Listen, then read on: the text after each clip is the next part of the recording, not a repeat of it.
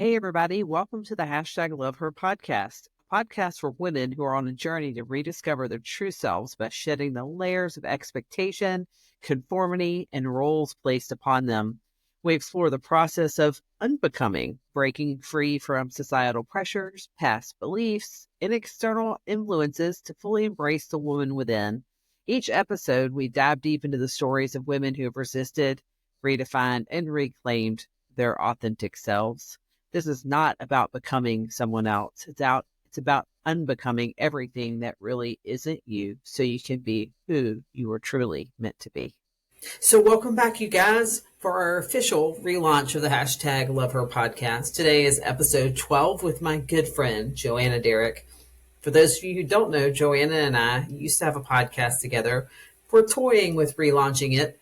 But today we catch up from the last time we were together on our podcast, which was almost 2 years ago. So much has changed. And we talk a little bit about that.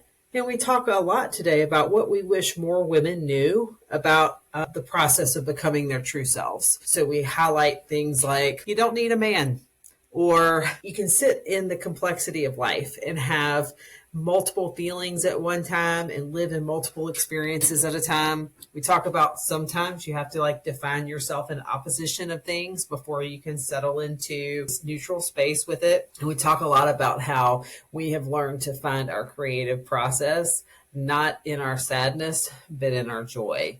It's a really good episode. I look forward to sharing it with you. And here we go. Welcome back to the hashtag Love Her podcast, everybody. I'm Julie Cole. I'm your host. And here we are with our first relaunch episode. And I'm here with my friend Joanna Derrick. Joanna. Some of y'all know Joanna. Joanna and I also have a podcast that's been on hiatus for 2 years. Almost 2 years. I think it's past hiatus. Mm-hmm. Yeah. Yep. Yeah, I think we're past hiatus with that. I think it's dead, and we're going to have to resurrect it. Yeah, so you might actually see this on both channels. You might see this on Love Her and on Nude and Blue. Yeah. We're going to make a decision about that. But either way, right now, we definitely are going live on the hashtag Love Her podcast. I'm grateful you guys are back with us. I'm looking forward to the relaunch. Just as an order of business, we're relaunching this on Monday, October 14th, and I'll post an episode every Monday from there on so that we can get some consistency. Okay. Julie, I got a question for you. Mm-hmm. We've been planning this for 2 years. Yes. So what's been going on? Well, see, on my Love Her podcast, everybody knows what's been going on, right? That's true. But since the last Nude and Lewd, we're sitting in Cold Wellness, finishing up your story. Yeah. Yes. As your story began. Yeah, so a couple of weeks after that, I found myself getting separated, and I am officially now divorced. Yeah, so that was official as of September 13th. Woo. Yeah, so I'm officially divorced, and life is lifing. Yeah. It's actually, life's in a good place for me, though. Yeah. I guess we should look at the camera some, too, we lock in. We're used to sitting across the table from each other, so, yeah. So life has been lifing for me and for you. It has. Yeah, in lots of good ways. Yeah. And in some really crazy ways. Mm-hmm. And we've both grown a ton. Yes. I think it's fair to say you and I are fundamentally different people. Absolutely. Than the last time we recorded completely different people than the last time we recorded an episode. I agree. Podcast together. I agree. I'm different on the inside. I feel like I look different on the outside. I definitely look different. Yeah. I mean, and not even just age. Right. But I can glow. Yeah. Mm-hmm. Yeah. Mm-hmm. I have a grandchild now, a whole human. In this hiatus of ours, a whole human was birthed. Yeah. And is now 14 months old. Yeah. Yeah. Oh, what a beautiful baby. God, she is. Y'all, this isn't just saying, she is a beautiful baby. And her personality, oh my God. Yeah. She sparkles. Yeah. She just sparkles. Absolutely, she does. Our last episode of Nude and Lewd together was in maybe January of 2023, I think. Yeah. Yeah. Okay. Yeah. That would. And a few weeks after that episode, I found myself separated or getting separated. And it really, I wrote about it the other day. I said, it literally broke me, but it fixed my view, right? It fixed my view. And it literally spurred me when we went through what we went through and the decision was made to separate. It literally, like, it fractured me, and it was scary for my friends. Yeah. Because I don't think anybody had ever seen me like that. No, I literally has been in control. Right. And I was not. I was literally fractured. I was physically dissociated from my body and barely functioning. Yeah. It was pretty scary. It was scary. Yeah. It was pretty scary. The beauty of that, now that I'm on the other side of it, was that, like, it forced me to relinquish control and really just lean hard into working on my healing and addressing so many of my core wounds. And that's why it's a gift. The work is the gift. The separation wasn't the gift. No. And well, 10 years out of my divorce, and I'll tell you, at some point you will realize what a gift it was. Yeah, in some ways I do. Yeah, sure. I think my perspective on it's different than it was a year ago. Yes, right? Like, I can see now, like, if we had done this episode a year ago, there had been a lot of finger pointing and blaming and shaming. I think where I am now is recognizing we're both just wounded people. Yeah. And we were really struggling to stay connected in meaningful ways. Well, life is lifing. And I think that's one thing that I would love to say is just that, it's really hard to stay connected in a marriage when you have kids and a business and so many things. And I do see that a lot of people find freedom in, second relationships or post-marriage relationships because you learn to prioritize things differently when you end up not married anymore because things can't be prioritized. Yeah. Yeah. That's a kind way for me to put it. I have found solace in no relationship at all. Yeah. Yeah. And not that I didn't try. We're going to leave that one alone. Yeah, we're going to leave that one alone. I have extricated myself from it solidly, wholly, and fully. It was a process. Which was a major process. Yes. And you had to wrestle with yourself more than anything. Yeah. Right? Yeah, absolutely. Mm-hmm. Yeah. Yes. And then even after that, though, there was a brief attempt at another one. Yeah. That just, it would have ended up the same, most likely. But I have found that for myself in this season of life that I am not willing, and I think Julie likes to press me on this, chatting in a while, right. On which one? The rigidity. Oh, yeah. No, my rigidity of, that I am about relationships and men, quite frankly. Yeah. But that's what works for you. It is. Yeah. I am rigid, and that's fine with me. I have found that my best growth and healing happens outside of relationship, right, with a romantic relationship. Yeah, it happens outside. Yeah. There's been, for me, too much wounding, too much scarring for me to do any sort of sane, healthy work during that. Maybe that's just a season. Maybe it's for forever. I don't know. And I no longer care. Yeah. Yeah. Yeah, you're okay with that. I am totally okay with that. Which is that's where the real peace comes, is really in just being at peace with where you are. Yeah. Mm-hmm. Yeah, I'd say I'm in that place right now. There's no searching for me in my life right now. I'm just living my life as it is and being with myself. Yes. And I actually enjoy that. Yeah. I find I'm more creative. Oh, yeah. Because I'm not distracted. Yes. And it's funny, I used to think my creativity was embedded in my sadness. Yeah, and it probably was in some way. Yes. There's having to learn to transcend that. Absolutely. Yeah. And that it doesn't only have to happen in my sadness. Yes. Because that's a wounding pattern. It is a wounding pattern. I had a whole ritual that I would do to make myself sad so that I could create, and it was good. Yeah. Yeah, like me with my writing. Yeah. Mm-hmm. Yes, and that's what it was for me too, was my writing. But yeah, I've transcended that now, and it is more difficult for me to pull things out of me creatively when I'm not sad. But I've learned how to do it. It's more of a craft now, I guess, than yeah. purge or I don't know. I love that. Say that again. It's more of a craft now. My writing is more of a craft now than a need to purge. Dude, that's really good.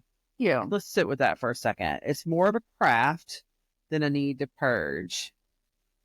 Because I think that's what it is. This podcast is that for me. It's also why I put it on hold. Mm-hmm. Yes. Mm-hmm. Because when I launched it, I was in a place of really feeling connected to myself and real joy. Mm-hmm. And the idea of this came with that. It's funny, I've recorded an intro for relaunching the podcast 3 times and I haven't posted it because it didn't feel like, I felt like I was missing something. Yeah. And that's what I was missing. Like, why did I take a hiatus? Well, I got to a place where I felt like this was going to be a place where I dumped about Yes. about things that were hurting me. Yeah. And I didn't want it to be that. Yes. That's not what the point of this is. Yeah. We are right? not a dump. This is not a dumpster. No. This space is not a dumpster anymore. Yeah. It definitely used to be for me. Yeah, for sure. Well, that's the part is like this podcast for me as an extension of my joy. Yeah. And my creativity that's found in joy, not in sadness or grief. Yeah. And I am finding that now that you say that, I'm finding that I can differentiate those things. Yeah. But I also think that's a great point because one of the points that I made when I started this was so much of our life we live in resistance to something else, right? So like being able to be creative in resistance with, or even coupled with sadness or grief. Yeah. And uncoupling that and being able to have the freedom to be creative in new and different ways. Yeah. Like it's no longer an enmeshment kind of deal. The creativity is not enmeshed with sadness. Yeah. It's a standalone autonomous process, as it should be. And it flows from whatever it is in that moment that it's experiencing. You know, but it doesn't have to be one thing or another. You know what? That leads me into the question that we talked about using today. So one of the questions we talked about using today was if I could tell women, or if we could tell women something else that we would want them to know about, like the process of becoming their true selves or unbecoming something that they may not be, becoming more authentic. And the thought that I have is that with what we've talked about so far is that you have to be able to go to the other side of the extreme first and then settle back into the middle. Yes.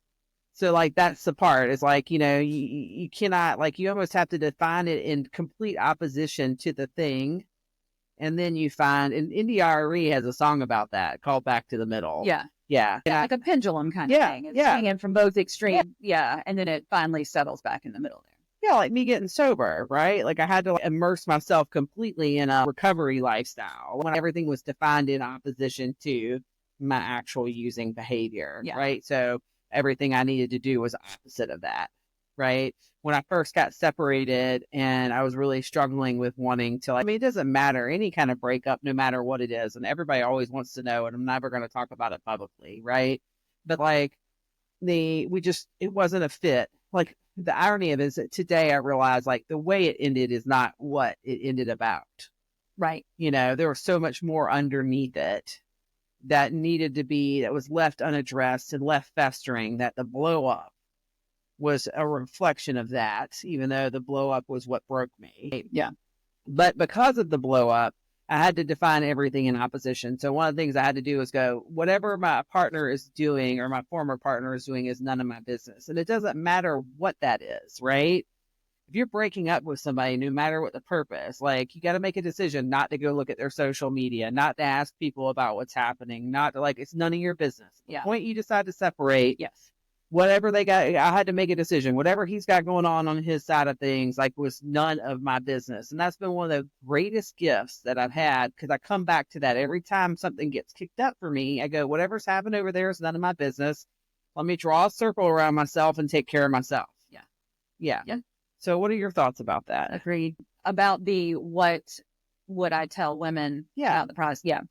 Number one is you do not have to live life with a man. Yeah. That is my major takeaway, because just like alcohol was for me for most of my life, I couldn't imagine life without it. I couldn't imagine joy without it. I couldn't imagine creating without it. I couldn't imagine sadness. I couldn't imagine life without it. And then it became men. Yeah. That I couldn't imagine life without a man. Yes. And now I'm able to easily imagine that. I live it every day and things are going swimmingly. I've got two other ones. Let me see. I remember. And that is the non-binary thinking. Mm-hmm. Yes. It's got to be either this or that, when it actually both or even 10 other things can exist. Yes. Yes. And at the same time. Yes. Just because I'm sad doesn't mean that I can't also have joy and find joy daily. Yeah. The complexity of life. Yeah. And celebrate that also. That one.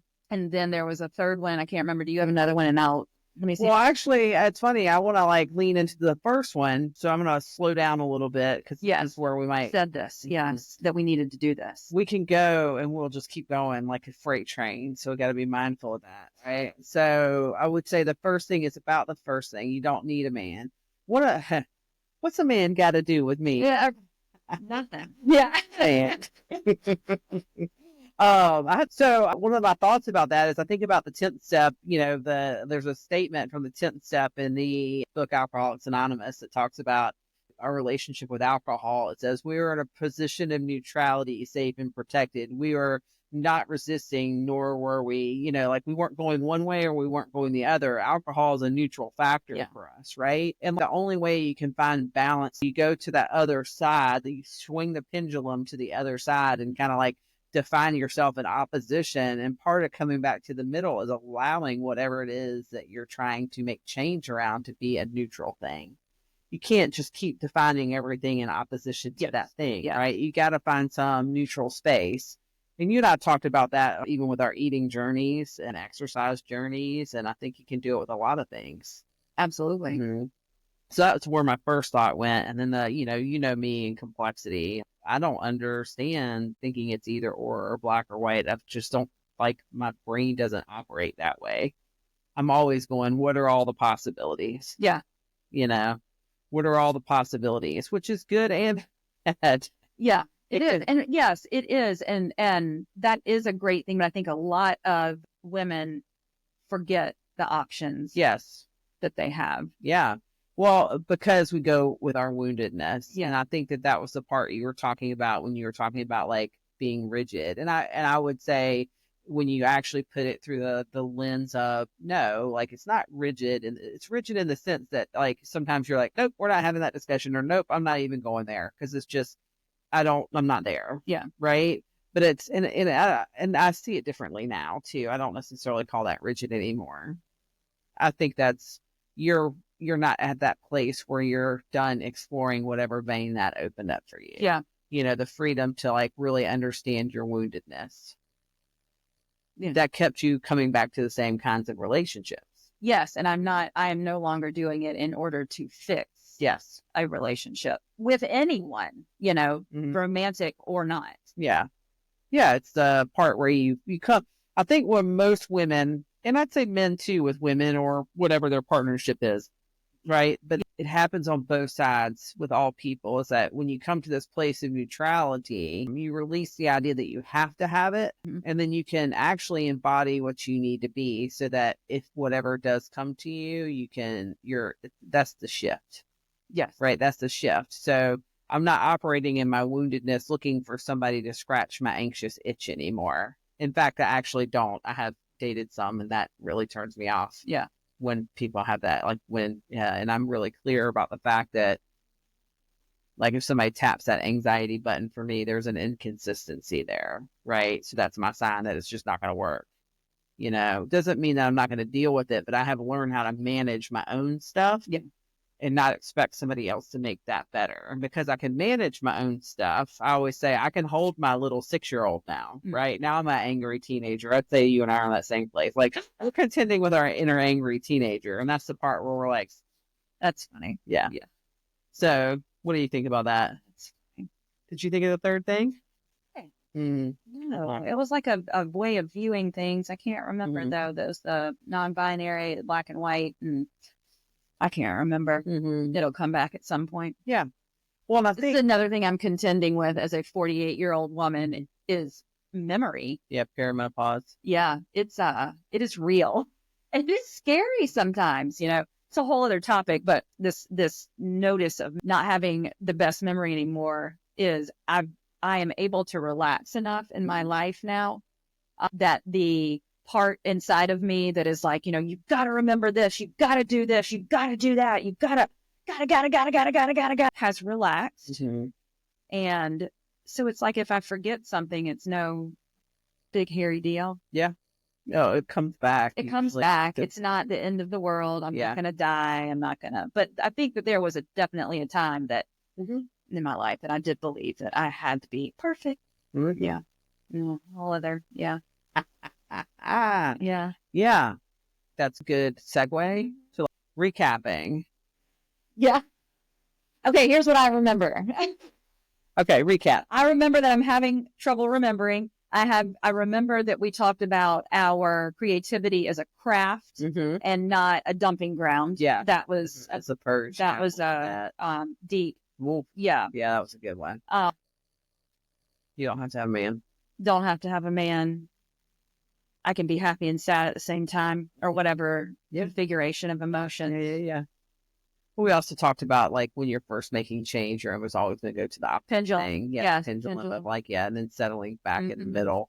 That's a lot of stuff. I mean, quite honestly, we could take any one of those and make them their own podcast. Yeah, so for sure. For sure. Yeah. You know what? Just hit me as a parting statement is so much shit has happened. Yeah. Over the past 2 years, and we're still alive. Yeah. And it's thriving. Yeah. Yes. And not constantly. No, it's an ebb and flow. Yes. But as a whole, I am content and I move about my life with joy. Yeah. I would say the same. Yeah. Yeah. It didn't, it shattered. I know Yeah. But it didn't kill you. And it didn't kill me. I'll think about what is that? I can't remember the name of it, but the practice of, putting back together things that are broken with gold. Yes. Yeah. That's me. I think that's the part is like, it's in the imperfections do we find ourselves. Yeah. And I just remember my third one. What? Things feel so intense in the moment. Oh, yeah. So intense. And not even in the context of a romantic relationship or whatever. Anything. Your kid getting in a car wreck, whatever. It passes. Yeah. And things get better. Yeah. And not like in a, like, that kind of better, but the intense, like, clawing at your, that thing that makes you feel like it's so overwhelming. Yes. You think you're going to come out of yourself. Yes. It passes. Yeah. Yeah.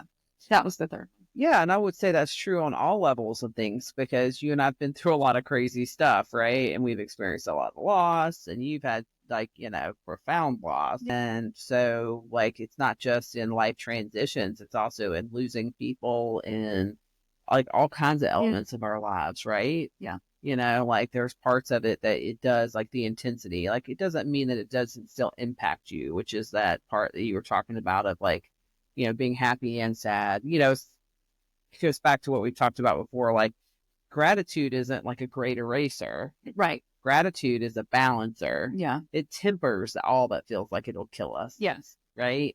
And so it makes things manageable. It doesn't like just erase it. Yeah. I guess in a sense it's a coping mechanism. Yeah. Oh, for sure. Yeah. Yeah. It can be an embodiment and a coping mechanism. Like I think that we have a tendency to look at those like emotions and experiences, also this binary view, but also the experience of emotions is different contextually. So like sadness is empathy. Sadness as an embodiment of loss is different than sadness as empathy.